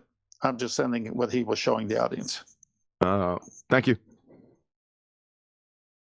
When you say open discussion, is there a specific topic that's going to get discussed? No. Okay. I got a couple ideas. If it gets, if it goes into a law, I got loads. Sure. Hello, Brew, B-R-E-W. How you doing? Doing all right, man. Good day to you too. Can you hear me? Loud and clear. What can we do for you? All right, I just got a quick question for you, man. Now I'm not gonna sit here and let you call me names and shit. So that's what you're gonna do. I'm just gonna get off. But here's my question to you: if you can explain the second law of thermodynamics to me in real detail, rather than just saying second law of thermodynamics, that would be great. Because you also didn't explain the pressure differences, the excitement in particles, the zeroth law of thermodynamics, which actually exists, was the transitive properties of gases in diffusion and diffusion, which would explain the relevance in, because you kept cutting him off. He's not a scientist. I am, and I do this stuff all the time. So you haven't explained anything. You're you a say scientist. second law of thermodynamics. You say second law of thermodynamics, and that's it. And then you don't explain it. And then you say entropy. Entropy really doesn't have anything to do with thermodynamics until you get to the particular particle densities of each gas. You're a scientist. You can't just say that because you keep saying entropy. Entropy only applies when there's a differentiation between two different gases. You have two of the same gases that are in equilibrium. Entropy does not occur because they're already in equilibrium, which is the zeroth law of thermodynamics. One thing at a time. Which again, I guarantee. And you will can't this ever explain, end? This verbal diarrhea, Brew. very advanced, and Will you this can't ever end? understand the basics of the science behind it. So Yeah, you got to this isn't- explain all the okay, laws Brew. of thermodynamics. Because Can you let us know when you're done? Also You've talks got about verbal pressure diarrhea, and mate. heat and excitement of particles, which applies to the entropy. So you don't even explain any of that. You yeah, just you sit there said and that call 5 people times names, and you won't shut call up. retards, you cut them off. Hello, can you shut up? There you go, right there. Can you shut up? Yeah, because you keep talking indefinitely. You're not allowing anybody what a to joke respond. you are. So you're not going to allow us to respond. Explain it. Yeah, Explain, if you shut up, I will the try. joke law You just won't in shut up. mathematics. See, he won't That's shut right. up. Let me just. So let for me the pose audience's my benefit, question, he said okay? explain it, and This now is he the won't shut up. specific question He's I'm just asking. going to rumpus the asking living one crap question. out One of the question. hangout. You've already One asked a question. multitude of questions. I'm trying to address. I'm going to ask one question. that No, you you've have to already answer, you won't be asked. confused. Why can't you shut up? You've said this Now, is what question science, have I asked? and now I'm not getting a chance to reply. So you've made a load of statements, and I'm going to try and attempt to address some of them. The second law of thermodynamics you said is science. That is incorrect. That's the first thing. So what? What is that response? Second law of thermodynamics isn't science, apparently. That's now? correct. That's correct. Why is it not science? Because it hasn't it gone doesn't through the go through the scientific method. It's scientific not method. establishing a cause and effect relationship. It's just Oh a my description God. of... Why are you The law talking is through the me? law. Hello, audience, A just for law the is audience's not- benefit. He's I'm asked me to fine explain saying something, it's and not now he's science. continually talking. This guy is clearly a cunt because he cannot shut up. I'm trying to respond there to you go. him. Then the name calling. Yeah, that's Your right. I'm emotions going to get the call you a best- cunt because you are. All you've done is assert that I'm going to call you names and then intentionally interrupt every word I say so that you can claim I'm just name calling. When in reality, I'm trying to describe your inaccurate assertion that the second law of thermodynamics is science when it's not. I'm just not getting a chance because you will not shut up. Now I'm going to take you off mute and we're going to see if we can have a civil discourse where you don't talk continually and refuse to let anybody respond to you. And then when they do start responding, you start talking through them. And when you're called what you are, a cunt, you start claiming that it's only about the name calling when you've interrupted a response I'm giving you. I'll state my response to your word salad, continual diatribe once more. We'll see if this ends up in a back and forth before we have to go to the after show. So, the second law of thermodynamics, a law of nature, is not science. It has not gone through the scientific method. It is not establishing cause and effect with systematic experimentation. It is merely a description that holds true always, not science.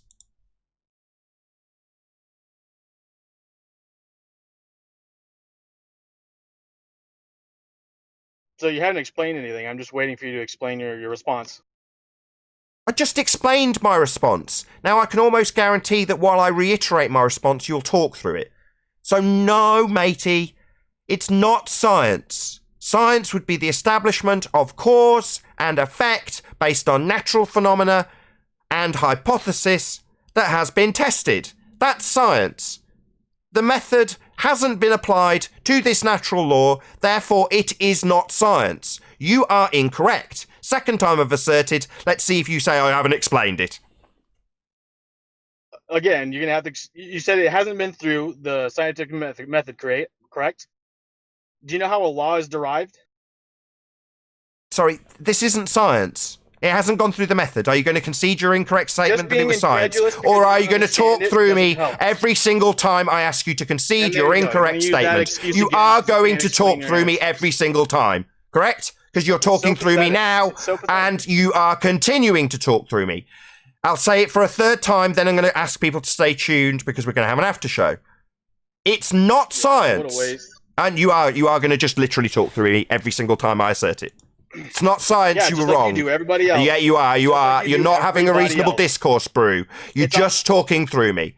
I've got no choice but to pop you on mute because every time you try and make it seem like it's me being unreasonable. That's what you fuckers do. You come here and say, I'm going to have a reasonable discourse. When in reality, what you're going to do is talk through me every time I try and reply to you. And then say, oh, here comes the name calling when I get frustrated that I'm not getting an opportunity to respond individually to your endless diatribe. And when I try and respond, like Rumpus does, you say, I just want to ask one question when I'm responding to your diatribe and you're not letting me. Yeah, you fucker.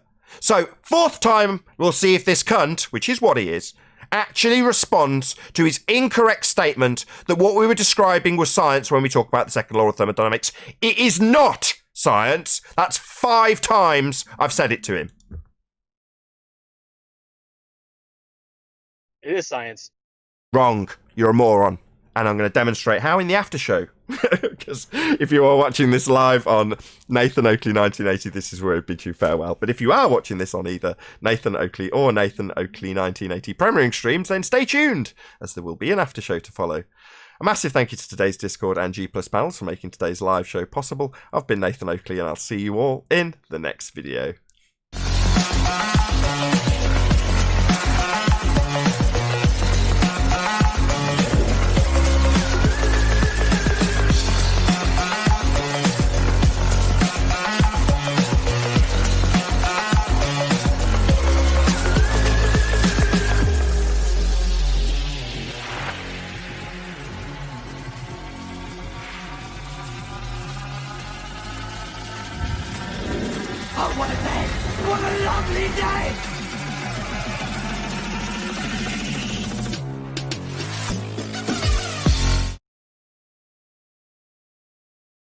I hope. I'm pining right now.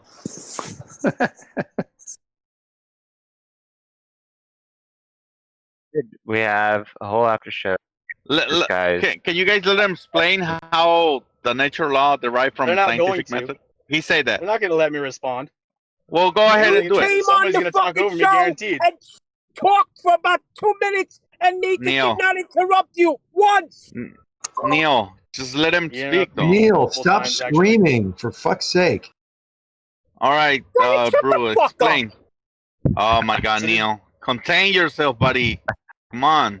Seriously, like I don't know how this helps anybody, man. All right, Brew, explain yourself. All right, so do you guys, any of you know how a law is derived? How a You're law about comes to That's not what explain we're that. law in asking. science. Sorry, we're not asking how laws are derived. We're asking how this is science. It isn't. We've pointed that out 5 times, but you're never going to address it. You're going to ask us how laws are derived, not by way of scientific method. That's all you do. That's all you do with. Sorry, so you're not addressing me. You are like Rumpus. You're the new Rumpus. That's all I do. What? Demolish your argument 6 times in a row by pointing out it's not science? Okay, so then what is your science? So you're not going to concede that you've said it's science when it's not? You're going to ask me something new? You're the new scumbag on the block then? I'm trying to explain it because you No, it's not science. You don't need to explain anything. You need to concede that you were wrong. go interrupting again. Yeah, I'm going to interrupt you whenever I choose. It's my show. And I will point out that it's not science 7 times, with you moving on to a new question every time I do so. Oh, now it's 7 times. Yeah. Not Why science. won't you allow? 8 times now. 8 times. This has not gone through the scientific method. This is not science. It's natural law. It's not science. That's 9 times. 9 times I've told you. But maybe you can ask us where the law is derived from and not concede that it's not No. science again. Ow. My God. Have I missed a good show? let me- It sounds like Let I've me missed a good explain show. it to you or no? Just allow him to explain it. See what he got. Take the So second yes, law you gotta first, acknowledge then that the it's not scientific science method. I'm Give not us gonna the know it. I'm gonna hypothesis explain- for entropy. You guys say that science to you is based on the scientific method, correct? I want That's what to. I you want to said, hear Nathan, his over time. explanation to Many, see many how times. stupid That's it what you is. said. It's not science Shut because up. it hasn't been through the scientific method. That's what right. you've said Yeah, multiple that's times correct. now. That's correct. Yeah. If it's not gone through the scientific method, it is not science. Now, it's not to say that you make a natural law applicable always pseudoscience by claiming it's science. You just don't understand what science is and have labelled it as science incorrectly. How do I not understand it's not science? Because it's not. It hasn't gone through the scientific method. Entropy is a natural law. It's not scientifically validated. How is it not scientifically validated? Because it hasn't gone It through the hasn't gone scientific through the method. scientific method. He hold just on. told you. That's 10 times I have told you that it has not gone through the scientific that's how a method. law And is you're talking derived. through me. Oh, is this your game? Oh, he just talks through you. Oh, he just talks through you. That's his game. Yeah. So I'll do it. I'll right, try well, again, that 11th just time. proves my Oh, he's going to point. talk I'm through not- me. That's all he does. It's all they do is talk through you. Scumbags that don't understand when they're wrong. Have to have it reiterated 11 times with them talking through you every single time. What a scumbag. What a complete clown. He thinks that natural law is scientifically validated when it hasn't gone through the method. And even though we've told him 11 times that it's not science because it hasn't gone through the method, he seems to think that we haven't explained it to him. What a clown. What a moron. He's thick. This brew guy is stupid. Dumb. Dumb as all fuck. He thinks that natural law is science. 12 times we've told him, but yeah, he doesn't get it. He's stupid.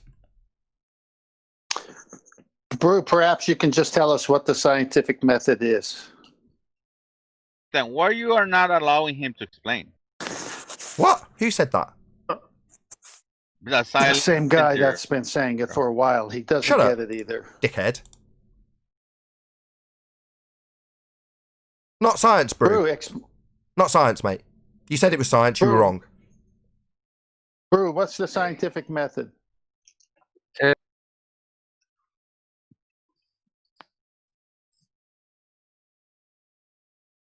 You've come here and proven nothing but being an asshole. It's not. It's a natural law.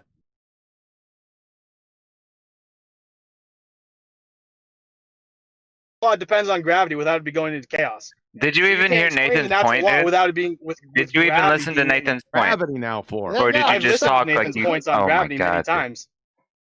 Stop There you go. interrupting. whoever Nobody's that letting me is. explain So the it point that I'm depends on trying to gravity. make, and then they call me Where names. did that come from? It's not science, though, is it? It is science. I'm trying to explain why it is. Well then, explain the hypothesis. Hypothesis of thermodynamics? Yeah, give us the hypothesis. Well, the hypothesis first comes from the conservation of energy, which is where the law of first law is derived of. Conservation has nothing to do with the second law. The second law is not a conservation law. I'm talking about how each law is going to be derived from. Brew, you fuckwit. No. Let's just shut him up. We want the second law through the scientific method. Observe phenomena. These guys just. I'll give you these guys. I'm going to hand you your ass in a sling.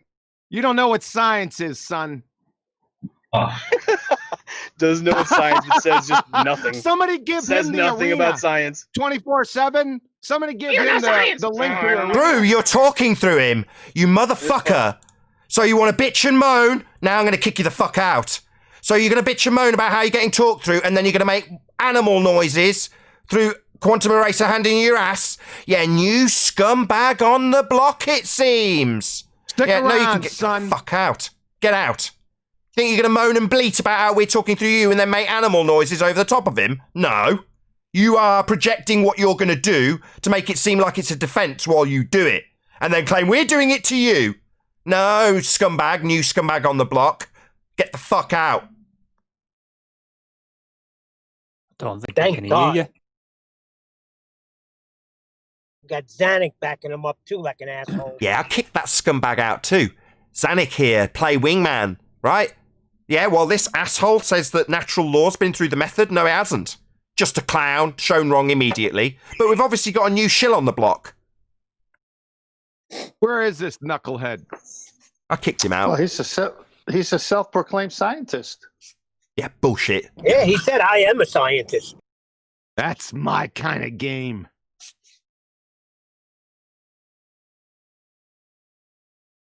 Mr. Scientist. And he acted like a child. Yeah, they That's are a bit here to boring in here disrupt, now, isn't it? shut down communications and disrupt. So while we're talking, he'll talk through us. When we're giving a reply, he'll claim he's being interrupted. It's just rumpus tactics. Clearly been trained by the same people. Yeah, but he came on and spit out about 2 or 3 minutes worth of stuff, and you didn't say a word until it was time for you to talk. Then he decided, they're not letting me say anything. Yeah, they've all got the same MO. They all do the same thing. I'll claim that I'll get interrupted. His opener was to say, I'm not going to allow you to interrupt me. Yeah, that's not reasonable. What I will do, though, is launch into a 5-minute diatribe, make endless claims about nonsense, scattergun the crap out of you, and then when you try and address anything, claim I've not had an opportunity to ask you a single question when they've just spewed their nonsense for 5 minutes straight.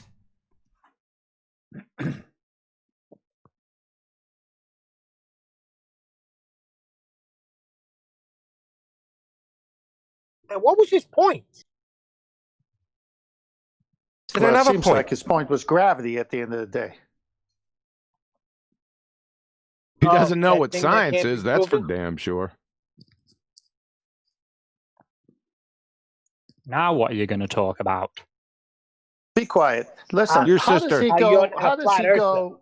How does he go from science to gravity and the second law? Where's the connection? There to is none. natural law. I mean, this guy was all over the place. He was probably trying to equivocate laws. Well, because gravity is a law, then, or second law of thermodynamics is a law, therefore gravity's a law because they have law in their name. That's probably They why want to get back to gases is weight. Wait. Really? Who said wait? First guy before he got here, a guy called Oliver. Oh, really? All right. And weight holds them down. Oh, there he is.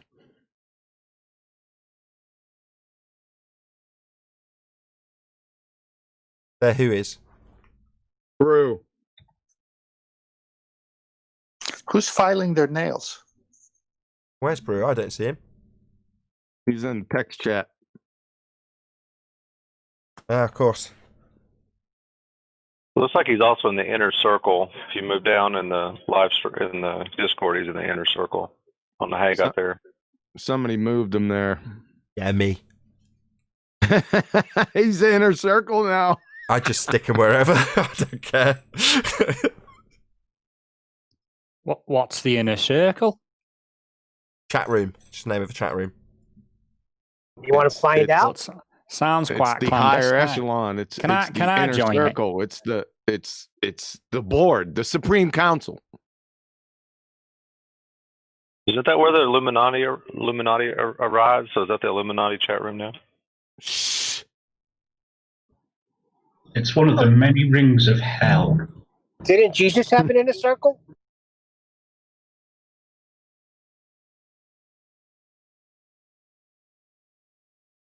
Sure he did. Maybe 11 or 12 people. Yeah, but he favored three: Peter, James, and John. That was the inner circle. Okay. Nice.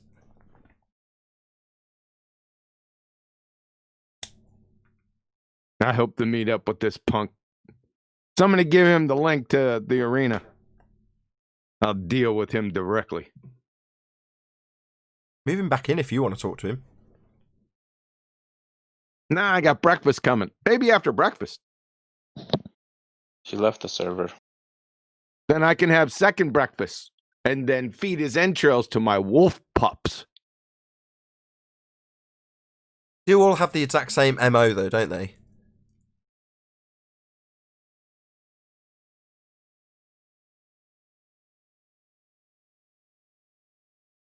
Well, what are you talking about? The ones that come in here? Yeah. What they do, it's a little second grade playground ploy. They're trying to get you to call them names so they can bleed about you calling them names and how you report to them. It's like somebody walking inside a movie theater and then opening up with a machine gun and then complaining why people were shooting back at them. So fucking stupid it is. Yeah, I was thinking about that. I was like, if it had came in, just really want to have a conversation, I think we could have had a reproductive conversation. But he started shooting right away. I noticed that. So, yeah, he didn't really want to talk. Yeah, they project what they're going to do straight onto their opponent. So I don't want any interruptions. That's not fair. That's not reasonable. You know, I just want to ask you one question. Now here, 25 points I make continually, and I won't shut up. Yep.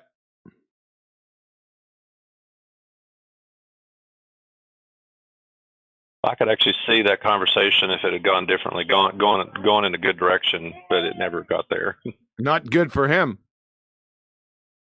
Yeah, so the alternative got to compromised in a friggin' plank time. Exactly. Like he did. Called it science. Like a numpty.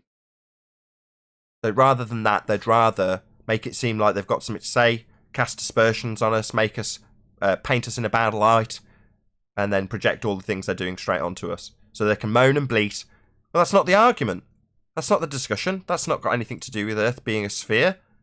But that's what they're here to do. Bleat and moan and claim that a natural law's gone through the scientific method. So we can discuss that all day. Not the fact that the sky vacuum would have its availability of volume available to the gas that we're breathing. No, let's talk about whether or not a natural law's gone through the scientific method for half an hour. Because then we won't be making any conclusions that lead an audience to the understanding that the sky can't possibly be a vacuum. because gas would fill it by way of entropy, a natural law applicable always. But instead, it's much better to cast aspersions on us, make it seem like we're the bad guys, we're not letting him talk, and what's he going to talk about? How we don't listen and talk through him, because that's what he's actually saying, as we're giving a rebuttal to his diatribe that he gave.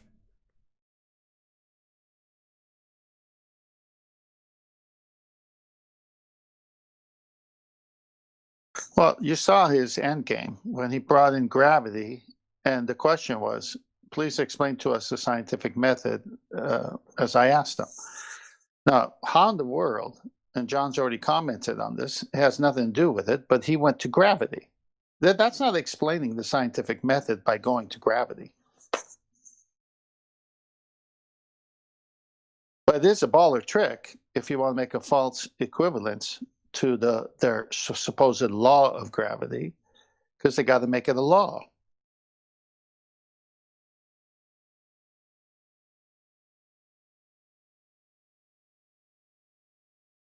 So you're saying they do have a game plan, but make it a cluster screw along the way. Oh, absolutely. I mean, how many times I personally have talked to ballers, and how many times have I seen you pull it? It's like you said, pulling teeth out. It's because by the time you get to the point they really want to make, you can see all the fallacies. But your show, different than other shows, the minute you spot a fallacy, you stop so that they can't continue a lie or go down the wrong direction. And once you do, just like with Oliver, he conceded twice that he started off with fallacies twice, and still he wanted to talk about it. It's like, wait a minute, he just conceded it.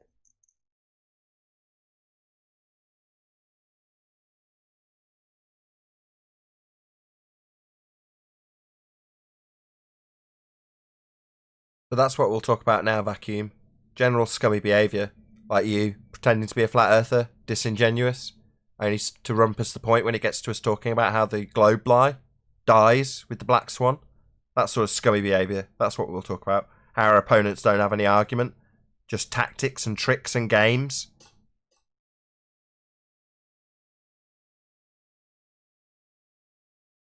I'd like to circle back to something that I briefly heard earlier in the show, live show. So they're saying that gravity can stop effusion and diffusion. Did I catch that? Was that what I heard? Not exactly. The guy who cited it didn't even know what he was citing, so he didn't make a claim, or I tried to lead him to make a claim based on what he was stating, but he didn't know what he was actually citing. So he just said, oh, well, it's just not relevant. That was his, so it's like, where am I supposed to go with that? I want him to actually detail how it is very much relevant. Then 10th Man just shortcutted the whole thing, thank God, because it would have gone on forever. So gas wants to defuse and effuse into the available space, right? Or is that kind of what happens? Yeah.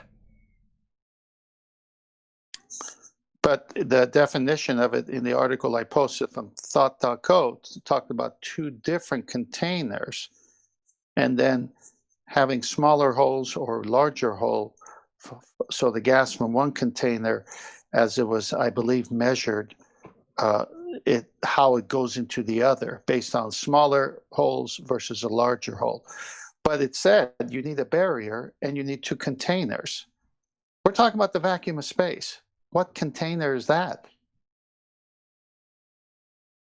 Diffusion is an entropic effect. You know, that's what it is. You would describe it as an entropy increase.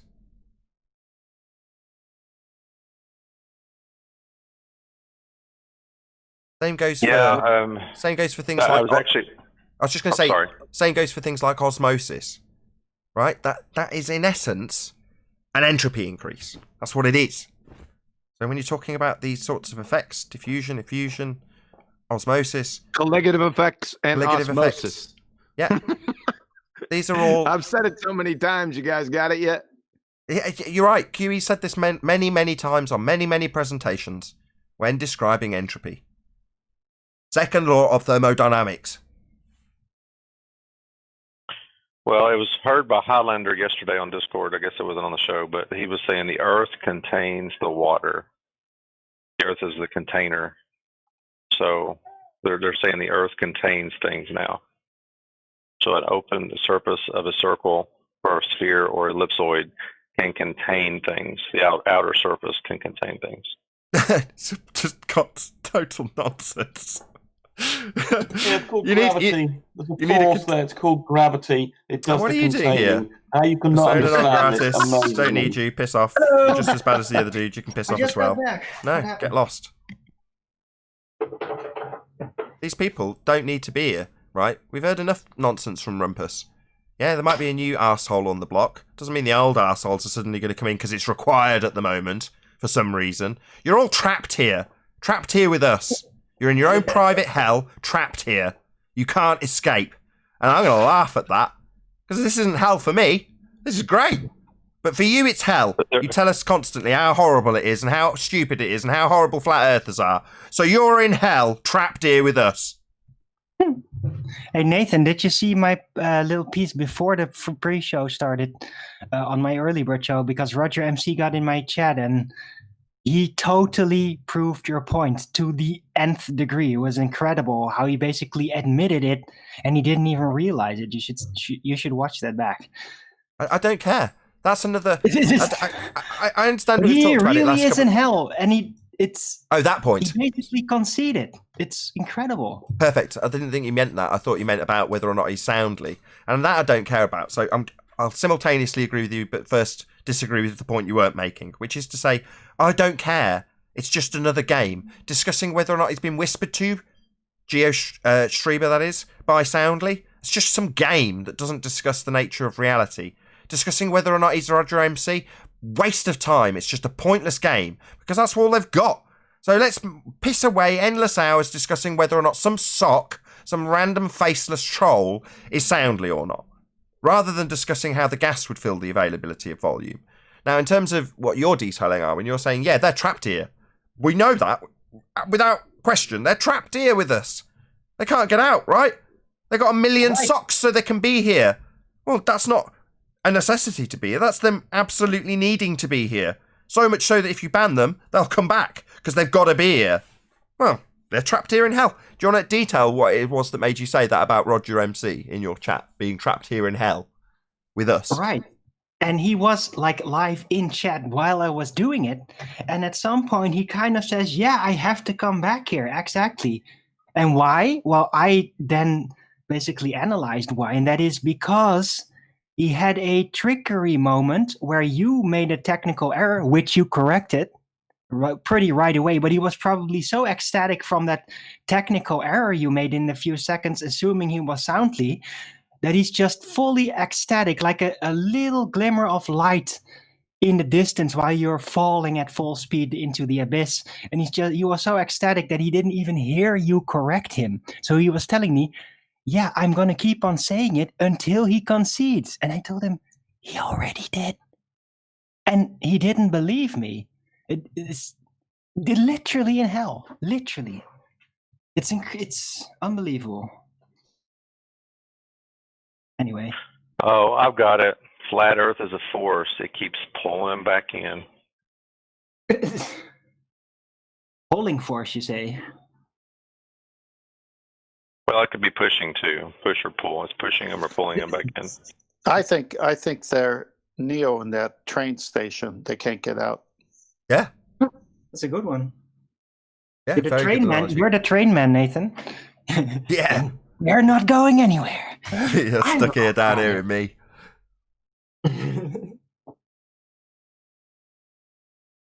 I prefer the Rorsch. I can never say his name correctly. Like is it Rorschach test? Is that the right word? Rorschach test. Right? I'm not trapped here in here with you. You're trapped in here with me.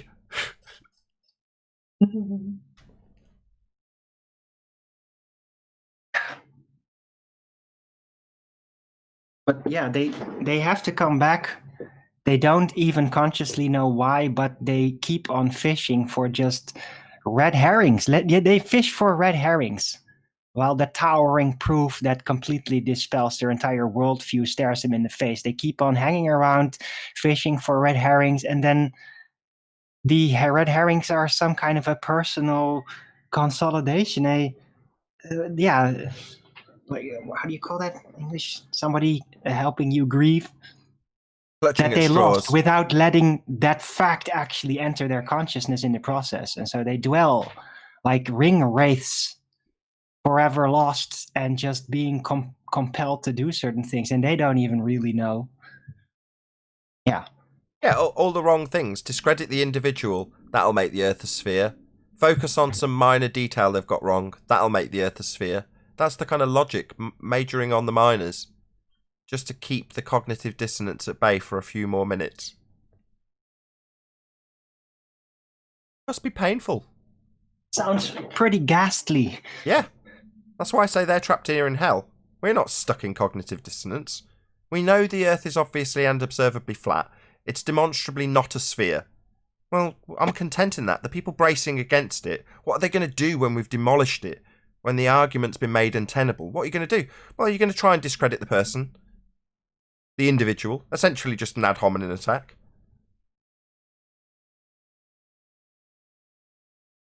Sad. You'd think they'd have some decent arguments. Most of the world think they're on a sphere. You'd think you'd have some convincing arguments to that effect, right? If the fusion, then sphere. Certainly seemed to be the case with that guy's claim.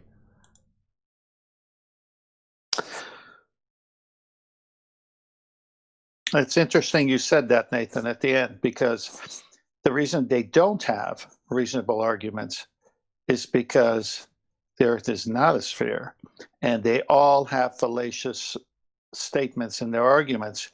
And this is why this show gets volatile, because we call them out on it, whereas they can go to other places and they're allowed to beg the question endlessly, forever. Precisely. With that, I'm going to say a huge, massive, enormous thank you to both Discord and G+ panels for making today's after show possible. And of course, a massive thank you to all of you in the Nathan Oakley 1980 or Nathan Oakley Premiering streams for hopefully smashing the super chat, liking, commenting, sharing, subscribing, and all that good stuff. Be sure to check out nathanoakley.com and the Flat Earth Debate Forum to keep up to date with the community debate. I've been Nathan Oakley, and I'll see you all in the next video.